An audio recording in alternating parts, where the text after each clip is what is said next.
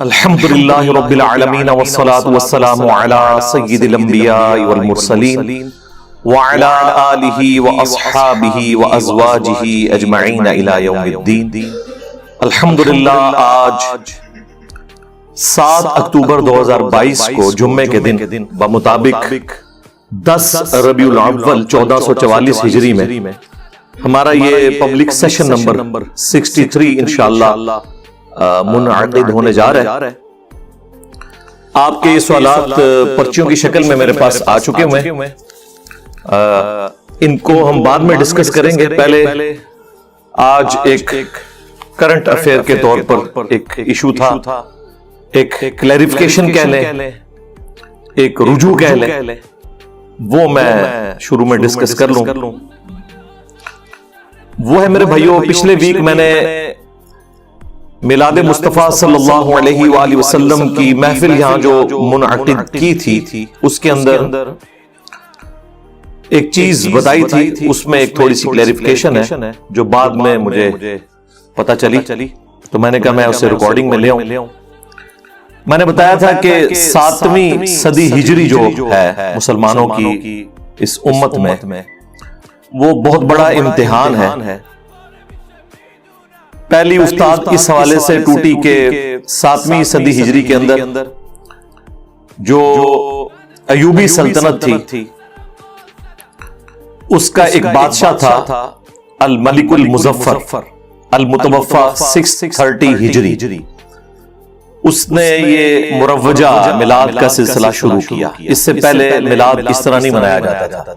اس سے پہلے وہی تھا جو حدیث کے اندر آیا صحیح مسلم میں کہ اللہ کے نبی علیہ السلام ہر پیر کو روزہ رکھتے تھے۔ پوچھا گیا پیر کا روزہ کیوں رکھتے ہیں؟ تو فرمایا فیہ ولدت وفیہ انزل علیہ، اس دن میں پیدا ہوا اور اس دن مجھ پر پہلی وحی نازل ہوئی۔ تو اللہ کے محبوب صلی اللہ علیہ وآلہ وسلم اپنی پیدائش کی خوشی میں اور نزول قرآن کی خوشی میں، یعنی جشن ولادت مصطفیٰ اور جشن قرآن صلی اللہ علیہ وآلہ وسلم، ان دونوں کی خوشی اکٹھی مناتے تھے پیر کا روزہ رکھ کر۔ یعنی میلاد ہر سال نہیں، ہر مہینے نہیں، بلکہ ہر ہفتے منایا جاتا تھا۔ پھر بعد میں یہ مروجہ سلسلہ شروع ہوا۔ یہ ایک سنی بادشاہ تھا۔ اسی 7ویں صدی ہجری کے اندر ایک اور سنی بادشاہ تھا، جو میں نے پچھلی دفعہ بتایا کہ وہ فاطمی شیعہ تھا۔ وہ فاطمی شیعہ نہیں تھا، بلکہ وہ بھی سنی بادشاہ ہی تھا، اسی ایوبی سلطنت کا، جسے ایک سمجھ لیں بعد میں نام دیا گیا مملوک، جو ایک امپائر کھڑی ہوئی تھی۔ یہ دونوں بادشاہ جو ہے وہ مملوک امپائر کے تھے، ایوبی سلطنت کے۔ اس کا نام تھا منصور قلاوون المتوفی 689 ہجری، یعنی 689 ہجری کے اندر وہ فوت ہوئے۔ یہ بن رہا ہے 1290 عیسوی ان کی جو سن وفات ہے۔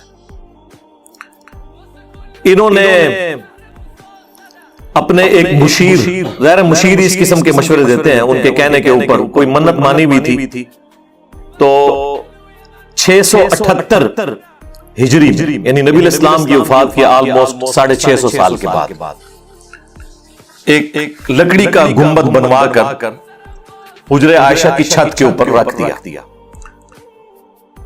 اس وقت جس نے یہ مشورہ دیا تھا کمال احمد اس کا نام تھا۔ کچھ عرصے بعد اسے معزول کر دیا گیا کسی وجہ سے، تو لوگوں نے کہا کہ اسے سزا ملی ہے جو اس نے قبر رسول کے اوپر گنبد رکھوانے کا مشورہ دیا۔ یعنی اس وقت تک لوگ اسے معیوب سمجھتے تھے کہ یہ غلط کام ہو رہا ہے۔ آج آپ گنبد کے اوپر بات کریں تو لوگ اسے گستاخی سمجھتے ہیں۔ گنبد کی نسبت کب سے رسول اللہ کے ساتھ ہو گئی صلی اللہ علیہ وآلہ وسلم کہ جس کی بنیاد خود رسول اللہ کی مخالفت میں ہو۔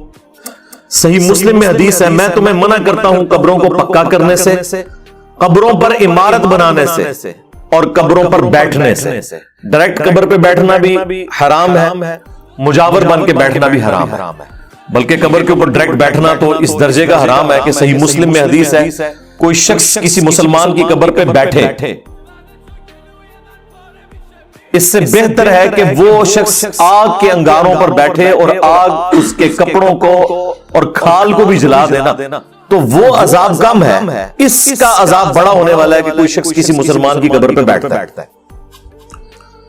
تو قبروں پر عمارت بنانے سے منع کیا گیا تھا۔ حجرہ عائشہ جو ہے وہ نبی الاسلام کا پروٹوکول ہے، وہ جامع ترمذی میں حدیث ہے کہ جب نبی الاسلام کی تدفین کا ایشو آیا، صحابہ کرام میں مشورہ ہوا تو سیدنا ابوبکر نے کہا کہ میں نے رسول اللہ سے یہ بات خود سنی تھی صلی اللہ علیہ وآلہ وسلم کہ اللہ تعالیٰ نبی کو اس سرزمین میں موت دیتا ہے جو اللہ تعالیٰ اس کے لیے سب سے محبوب سرزمین رکھتا ہے، لہذا نبی صلی اللہ علیہ وآلہ وسلم کی قبر مبارک آپ کی اس چارپائی کے نیچے کھودی جائے جس چارپائی پہ آپ کی ڈیتھ ہوئی ہے، وہ سب سے بہترین جگہ ہے۔ اس وجہ سے وہ حجرہ عائشہ میں قبر مبارک بنائی گئی، نہ کہ یہ تھا کہ آپ کی قبر کے اوپر کوئی حجرہ بنایا گیا تھا، کوئی مزار تعمیر ہوا تھا، بالکل ایسی بات نہیں تھی۔ رہ گیا گنبد خضرا، تو وہ میں نے بتایا 650 سال کے بعد آلموسٹ 678 ہجری میں یہ جو سنی بادشاہ تھا مملوک سلطنت کا، اس نے لا کے رکھا، اور یہ پوری تاریخ آپ کو ملے گی مدینہ شریف کی تاریخ کے اوپر ورلڈ وائڈ ایک بک ہے، آج سے آلموسٹ سمجھ لیں آپ 500 سال پہلے لکھی گئی ہے، علامہ سمہودی کی المتوفا 911 ہجری، وفاء الوفا، اتنی موٹی بک ہے، اس کا اردو ترجمہ بھی ہو چکا ہے، ہم وہ پیج بھی انشاءاللہ لگا دیں گے جس میں پوری مدینے کی ہسٹری لکھی ہوئی ہے۔ بہرحال یہ گنبد وہاں پر رکھ دیا گیا، پھر وقتاً فوقتاً کبھی اس کے اوپر سفید کلر ہوتا تھا، کبھی اس پہ بلو کلر ہوتا تھا، گرین کلر کبھی بھی نہیں ہوا، جب تک کہ سلطنت عثمانیہ نے اسے ٹیک اوور کیا اور وہ بھی مختلف کلر چلاتے رہے۔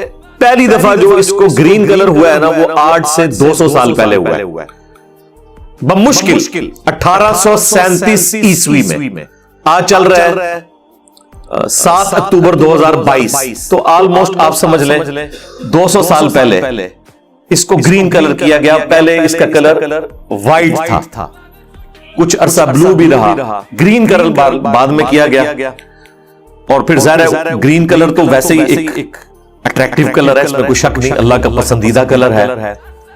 قرآن میں اللہ نے جنتیوں کا لباس بتایا کہ گرین ہوگا، سورہ الدہر کے اندر، اور جامع ترمذی میں سنن نبی داؤد کے اندر حدیث موجود ہے کہ نبی علیہ السلام نے گرین کلر کے کپڑے بھی پہنے ہیں، تہبند بھی اور چادر بھی، کیونکہ آپ علیہ السلام کا عمومی لباس بھی احرام والا ہی ہوتا تھا۔ کبھی آپ کرتا بھی استعمال فرماتے تھے، زیادہ تر نیچے تہبند اور اوپر ایک چادر، تو وہ دونوں گرین چادریں آپ علیہ السلام نے استعمال کی ہیں۔ تو گرین کلر تو ظاہر ہے کہ اللہ تعالیٰ کا پسندیدہ ہے، پوری دنیا میں گرینری جو ہے اور جنت کی گرینری، اس کی تو مثالیں دی گئی ہیں۔ بہرحال وہ گرین کلر پھر مسلمانوں میں ایک رواج پکڑ گیا، اسی وجہ سے آپ دیکھتے ہیں مسلمانوں کے ملکوں کے جھنڈوں کے اوپر بھی گرین کلر آنا شروع ہو گیا، ایک پورا ٹرینڈ سیٹ ہو گیا۔ بہرحال اب وہ چیز تو بن گئی تھی، سب کو پتا بھی تھا کہ یہ سنت کی مخالفت ہے، لیکن کون بولے؟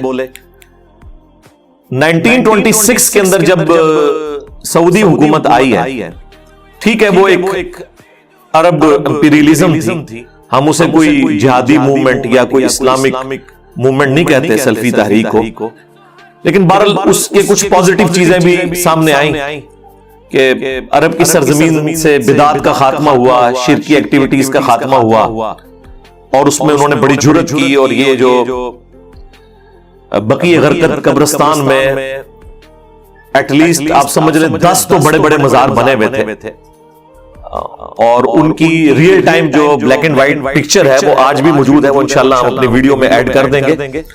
اس پکچر کے نیچے باقاعدہ لکھا ہوا ہے کہ یہ جو پہلا قبہ ہے یہ کس کا ہے، دوسرا کس کا ہے، تیسرا کس کا ہے، اور آلموسٹ 10-11 بڑے بڑے قبے بنے ہوئے ہیں۔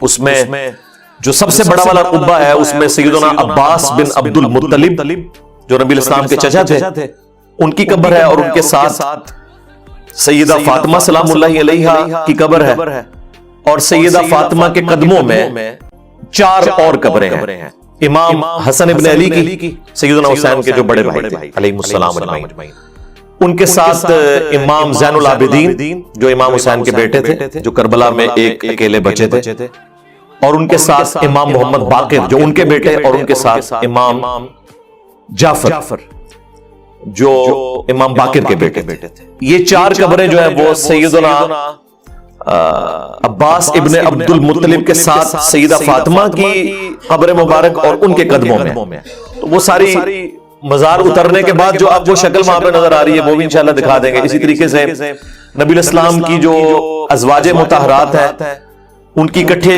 قبریں تھیں، ان کے اوپر ایک قبہ تھا سیدہ حلیمہ سعدیہ کی قبر مبارک کے اوپر، اور امام مالک اور امام نافع کی قبر کے اوپر، سیدنا عثمان غنی رضی اللہ تعالیٰ عنہ کی قبر کے اوپر، سیدنا ابراہیم بن محمد جو نبی الاسلام کے بیٹے تھے ان کی قبر مبارک کے اوپر، یوں کافی سارے قبے تھے، وہ انشاءاللہ ہم لگا دیں گے، آپ کو آئیڈیا ہو جائے گا۔ بہرحال انہوں نے وہ سارے قبے توڑے، یہ کہتے ہیں مزارات شہید کیے ہیں، اور ہمارے جو شیعہ بھائی ہیں وہ 8 شوال کو ہر سال یہ دن مناتے ہیں۔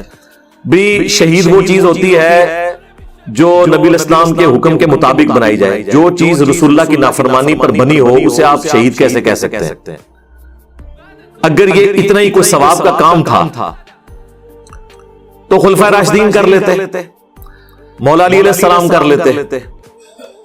اب آپ یہ بھی نہیں کہہ سکتے کہ اس زمانے میں ٹیکنالوجی نہیں تھی۔ نبی الاسلام کی پیدائش سے بھی آلموسٹ 30-35 سال پہلے 537 عیسوی میں AD میں نبی الاسلام کی پیدائش ہوئی ہے 571 میں، اور میں بات کر رہا ہوں 537 میں آیا صوفیہ، یہ جو استنبول میں ہے، اتنا بڑا وہ ڈوم ہے اس کا جو پچھلے دنوں طیب اردگان نے کھول دیا دوبارہ سے، اس کا ڈوم جو ہے، اس کا جو قبہ ہے جو اوپر بنا ہوا، وہ تو گنبد خضرا سے بھی بہت بڑا ہے، کئی گنبد خضرا اس میں سے نکلے، اور وہ قبل از مسیح ہے، اس سے پہلے بھی بڑے بڑے اس طرح کی بلڈنگز بنتی تھیں۔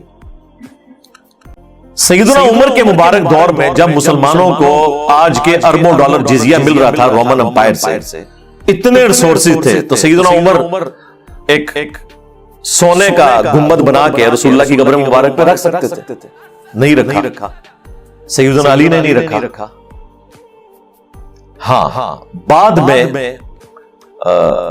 72 ہجری میں، یعنی نبی الاسلام کی وفات کے آلموسٹ 61 ایئرز کے بعد عبد الملک بن مروان نے 2 حصوں میں سلطنت بٹ گئی تھی۔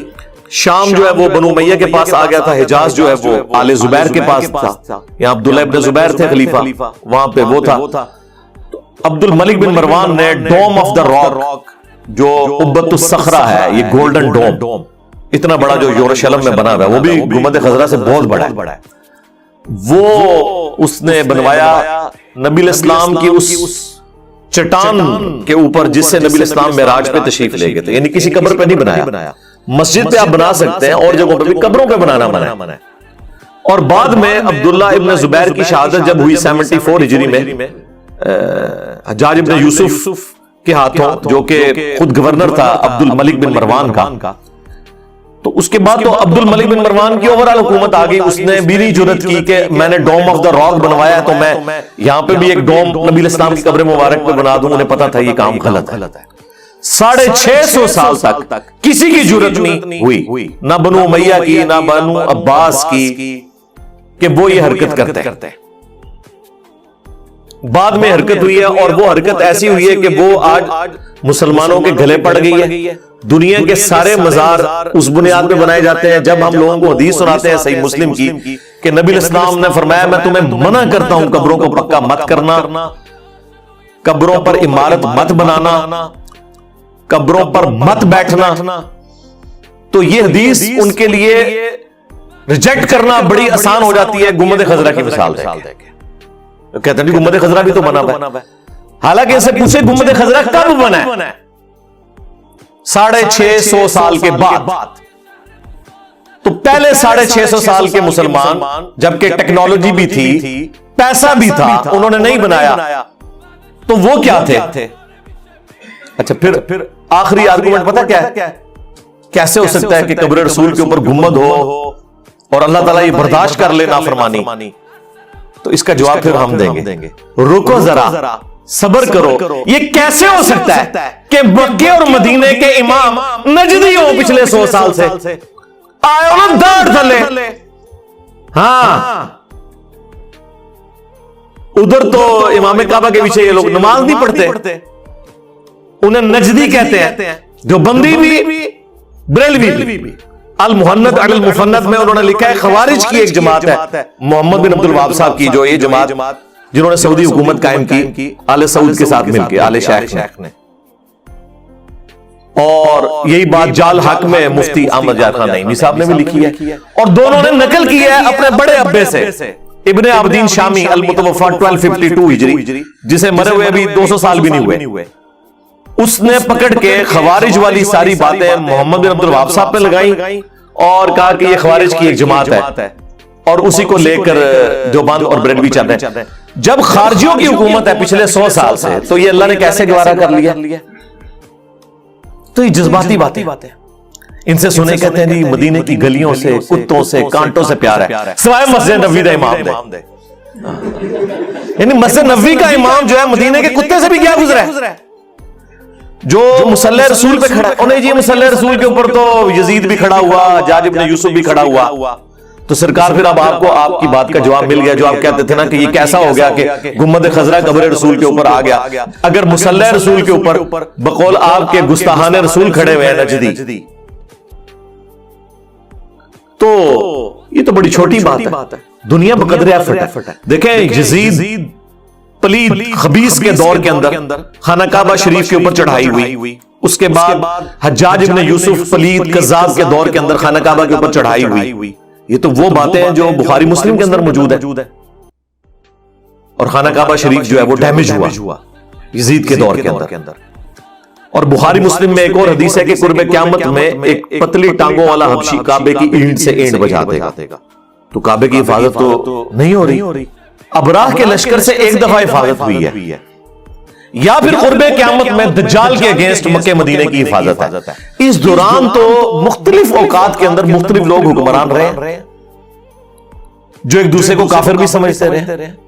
اس سے کیا فرق پڑتا ہے؟ اب اس طرح کے دلائل دینا کہ جی وہاں پہ کیسے ہو سکتا ہے کہ وہاں پہ گنبد تعمیر ہو جائے، یہ بالکل جذباتی باتیں. عقل کے ناخن لے. ہم یہ باتیں صرف اس لیے کرتے ہیں تاکہ آپ کو پتا چلے کہ آپ نے رسول اللہ کی بات ماننی ہے صلی اللہ علیہ وآلہ وسلم، یا وہ لوگ جنہوں نے رسول اللہ سے بغاوت کر کے یہ گنبد رکھا ہے ان کے ساتھ آپ نے عقیدت رکھنی ہے. یعنی ہمارا اس وقت گنبد کے ساتھ ٹکراؤ نہیں ہے، یہ گنبد کا ٹکراؤ رسول اللہ کی ذات کے ساتھ. پھر آخری اربعین کے پاس پتا کیا ہے؟ وہ جی دیکھیں یہ جو مسلم کی حدیث ہے نا قبروں پر عمارتیں مت بناؤ، تو وہ علا کے الفاظ ہیں وہاں پر. تو علا جو ہوتا ہے وہ اون کے لیے ہوتا ہے، اور قبر جو ہے وہ اس کے اوپر جو گنبد ہے وہ علا نہیں ہوتا بلکہ اپون ہوتا ہے. اس کے لیے فوق کا لفظ عربی میں استعمال ہوتا ہے. ہاں ایگزیکٹ اگر قبر رسول کے اوپر کوئی بلڈنگ کھڑی کرتا، جس طرح کے سارے مزاروں پہ ہوئی ہے، اتنی اونچی اونچی قبریں بنائی ہوئی ہیں، ہاں تو غلط ہوتا ہے. یہ اوپر ڈوم جو ہے نا، یہ یار یہی بات صحابہ تابعین تبع تابعین خلفاء راشدین کو نہیں پتا تھی، تو انہوں نے کیوں نہیں ڈوم رکھا جبکہ اسی زمانے کے اندر اور ڈوم رکھے جا رہے ہیں. کس طرح الفاظ کے ساتھ یہ کھلواڑ کرنا شروع کرتے ہیں. ہمارے استاد غلام سو سعیدی صاحب فوت ہو گئے، اللہ تعالیٰ ان کی مغفرت کرے. مفتی منیب الرحمان صاحب کے مدرسے میں شیخ الحدیث تھے. 22 مارچ 2007 کو میری ان سے ملاقات ہوئی. میں اپنے آفس کے کام کے سلسلے میں بلوچستان گیا ہوا تھا، تو واپسی پہ ہم کراچی رکے. ہمارا آفس کا ہاسٹل جو ہے وہ ڈیفنس کراچی میں تھا. تو میں نے کہا چلے غلام سو سعیدی صاحب سے ملاقات کر لیں. ان کو اتنے عرصے سے ہم پڑھ رہے تھے، شرح صحیح مسلم پڑھی ان کی، تبیان قرآن کی تفسیر پڑھی. تو گپ شپ ہوئی. اینڈ پہ انہوں نے مجھے اپنا نمبر بھی دیا. تو جب میں واپس اسلام آباد آیا تو یہ قبروں پہ عمارت کا مسئلہ میں نے وہاں پہ دیکھا، تو انہوں نے بھی اس قسم کی بحثیں کی ہوئی نا، تو میں نے انہیں فون کیا. میں نے کہا حضرت یہ مسلم شریف کی آپ نے شرح لکھی ہے، اس میں تو قبروں پہ عمارت بنانا منع ہے. انہوں نے کہا جی قبروں پہ عمارت اعلی قبر ہونا پھر تو منع ہے، فوق القبر ہو، اپون ہو تو پھر جائز ہے. یعنی کہ یہ اب جس طرح یہ بال پوائنٹ جو ہے یہ آن ہے اور یہ اپون ہے، تو وہ کہتے ہیں قبر کے ایگزیکٹ اوپر بلڈنگ ہونا وہ غلط ہے. جو اوپر سائڈوں سے اٹھائی جاتی ہے نا وہ اندازہ کریں. میں نے کہا ٹھیک ہے کوئی مسئلہ نہیں ہے. میں نے کہا آپ یہ کہنا چاہ رہے ہیں کہ ایک قبر بنی ہوئی ہے، اس قبر کو کوئی شخص اونچا کرتے کرتے اوپر تک لے آئے، اور صحیح بخاری میں موجود ہے کہ نبی علیہ السلام کی قبر مبارک ایک بالش اونٹ کی کوہان جتنی اونچی ہے. اتنی آپ قبر اونچی رکھ سکتے ہیں، اس سے زیادہ نہیں. یعنی آپ سمجھ لیں 10 انچ کہہ لیں، زیادہ 9-10 انچ. تو خود احمد بریلوی صاحب کی قبر بھی اتنی ہے، اندازہ کریں. جن کے اوپر پورا بریلوی فرقہ کھڑا ہوا ہے نا، انہوں نے اپنی قبر اونچی نہیں بنوانے دی، ان کی قبر بھی اتنی ہے. تو میں نے کہا کہ یعنی آپ کہہ رہے ہیں کہ قبر کے اوپر آپ بلڈنگ بنائیں اور اسے کھینچتے ہوئے اوپر لاتے جائے 3 یا 4 فٹ اونچی کرتے. کہتے ہیں ہاں یہ والی منع ہے. میں نے کہا جس طرح داتا دربار میں ہے کہ قبر جو ہے بیسمنٹ میں ہے اور اس سے گھسیٹ کے اوپر تک لائے ہوئے ہیں فرسٹ فلور کے اوپر نال ٹھوس. کہتے ہیں نہیں آپ کو بتا دیا. میں نے کہا یہ بتائے نا، یہی والی آپ کہہ رہے تھے نا، تو آپ کے تو سارے مزار اسی طرح بنے ہوئے ہیں. کوئی آپ مجھے مزار بتائیں جو ایک بالش تو ساروں کے اوپر انہوں نے ایگزیکٹ قبر کے اوپر ہی بلڈنگ کھڑی کی ہوتی ہے. تو جو یہ بلڈنگ خود بھی غلط سمجھتے ہیں نا، وہ بھی انہوں نے کھڑی کی ہوئی ہے. آپ ملتان کسی مزار کے اوپر چلے جائیں، وہاں پہ بھی مزاروں پہ آپ دیکھیں ان کے اوپر ہی بلڈنگز کھڑی کی ہوئی ہیں. تو یہ صرف تماشا انہوں نے کیا ہوا ہے، انہیں بھی پتا ہے کہ یہ غلط کام ہوا ہوا ہے. اور طارق جمیل صاحب کی ایک ویڈیو چڑھی ہوئی ہے اور وہ اس میں کہتے ہیں کہ جی یہ جو گنبد خضرا ہے اور میں جو بند نے بچا لیا. بڑا چنگا کام کیتا انہوں نے بچا کے، بڑا ہی چنگا کام کیتا. ایک اجتماعی نظام مولانا قاسم صاحب رحمۃ اللہ علیہ کے ہاتھوں اللہ نے دلوایا. یہ تمہیں گنبد نظر آتا ہے سبز رنگ کا، یہ اسی جماعت کا کارنامہ ہے. 1925 میں مدینہ فتح ہوا تو علماء نجد میں شدت محبت ہے، محبت اور حدود میں فرق نہیں کر سکتے. تو جنت الجتی کے سارے نشان کے پاس امہات المؤمنین کے، صحابہ کے، اہل بیت کے، آل رسول کے سب نشانات تھے، سب کے پاس.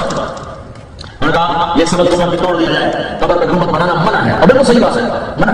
قبر پہ گنبد بنانا منع. اب بالکل صحیح بات ہے، منع. قبر پہ گنبد بنانا منع. اب بالکل صحیح بات ہے، منع. قبر پہ گنبد بنانا منع. تو توڑ دیا جائے.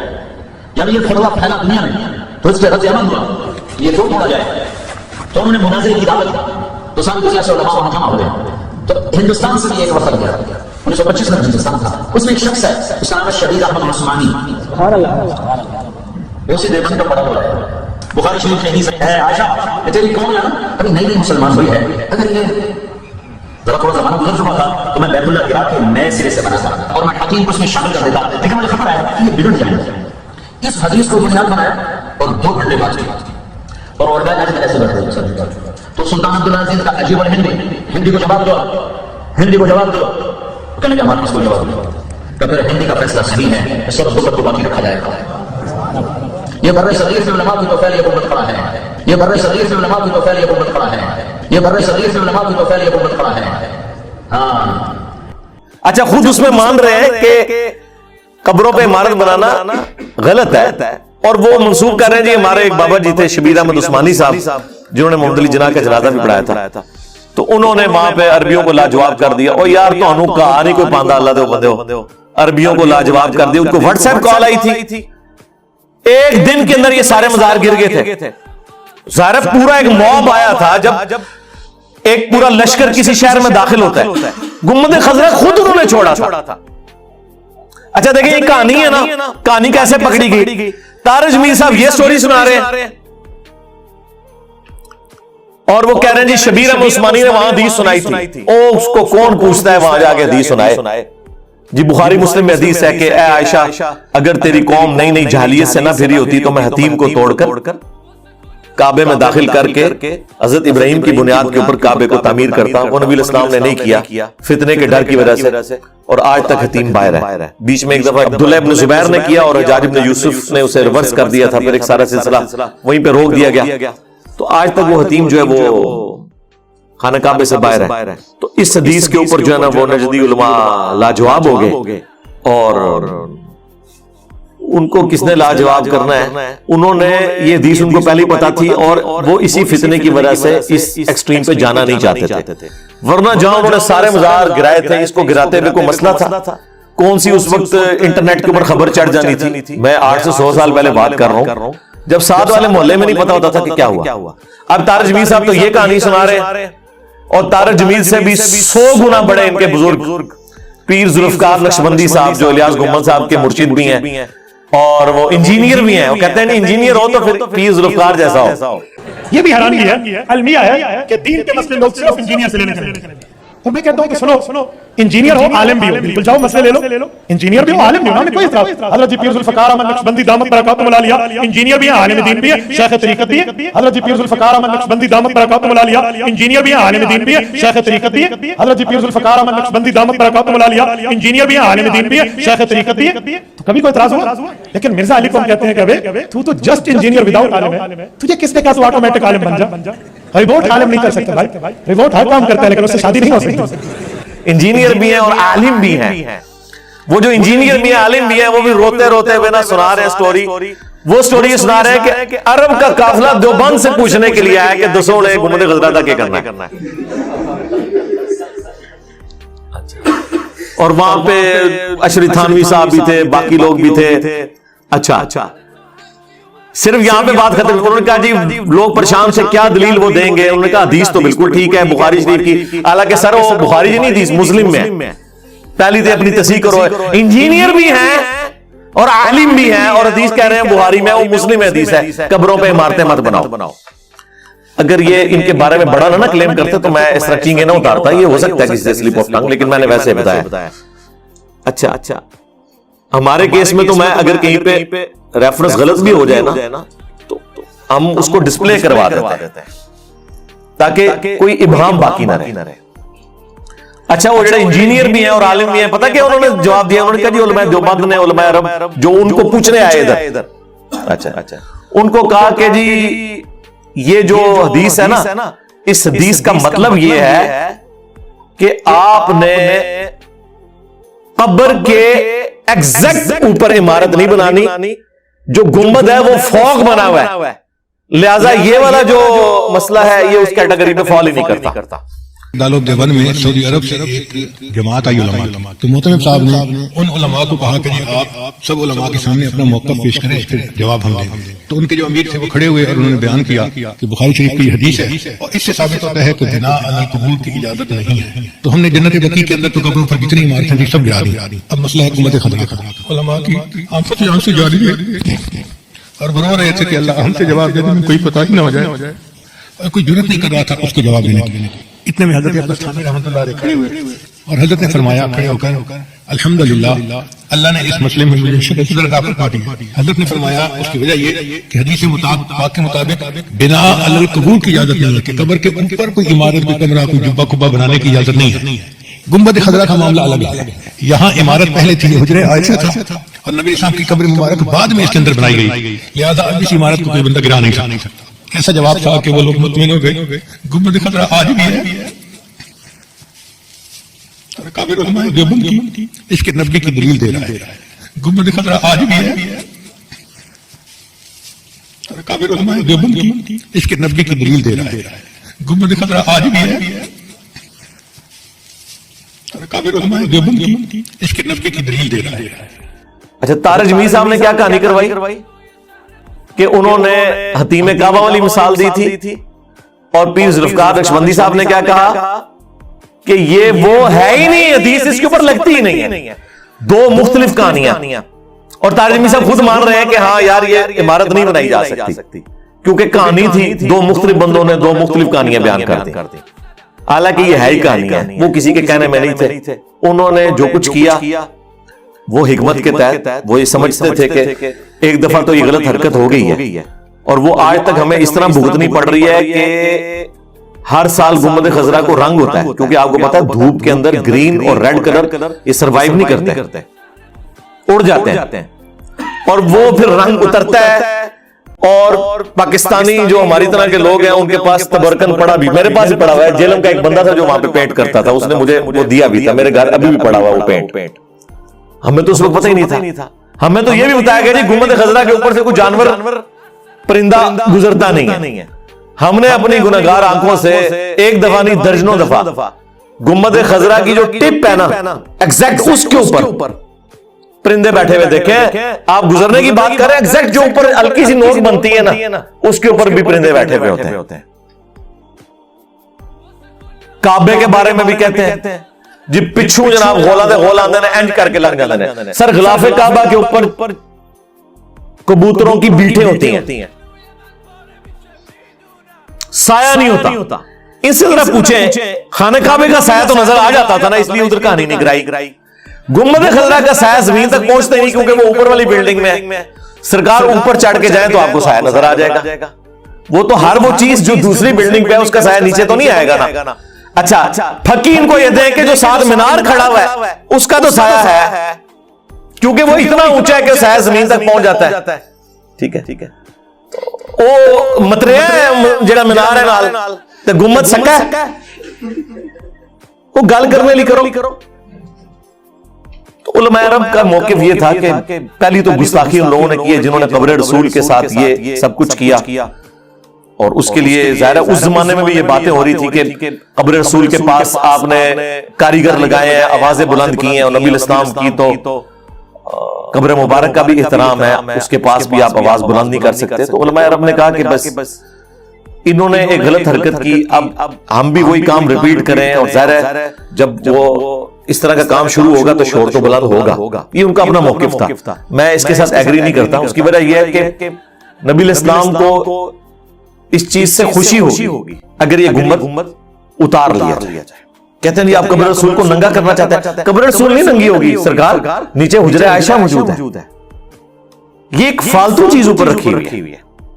تو نبی الاسلام کو اس کے اتارنے سے خوشی ہوگی اللہ کی جنتوں میں کہ یہ اچھا کام ہوا ہے، بجائے یہ کہ آپ اس کو باقی رکھیں اور اس کی بنیاد کے اوپر سارے مزار تعمیر ہو رہے ہوں۔ اب سعودی حکومت نے پھر کہا کہ نبی الاسلام کی اس حوالے سے ایک گستاخی سے بھی بچ جائے، آواز بلند نہ ہو، وہ بڑے سینسٹیو ہیں، آپ کو پتا ہے۔ یہاں تو آپ لوگوں کو بتایا جاتا ہے بڑے گستاخ رسول نے اشاروں سے گفتگو کرتے ہیں جالی کے سامنے، وہ کوئی وہاں پہ کھڑا ہو کے زیادہ دیر سلام پڑھنا شروع کر دے اور پیچھے لائن میں رش لگ جائے تو وہ ہاتھوں سے اشارہ کرتے ہیں ایسے، اور ان کو یہ نظر آ رہا تھا کانڈ کر کے کھلوتے ہیں۔ مجھے بتائیں اب جب سامنے سے لوگ گزر رہے ہیں تو وہ کمری کر کے کھڑے ہوں گے نا یارا، اور نبی الاسلام کی کہاں سے گستاخی ہوگی؟ اس کے پیچھے جالیاں ہیں، جالیوں کے پیچھے پردے ہیں، دیوار ہے، اور پھر اندر ایک بلڈنگ ہے، اور اس کے اندر مبارک قبریں جو کہ سیل ہیں پچھلے آلموسٹ سمجھ لے 1200 سال سے، 1200 سال بھی نہیں آپ کے 1300 سال سے، عمر بن عبدالعزیز کے دور سے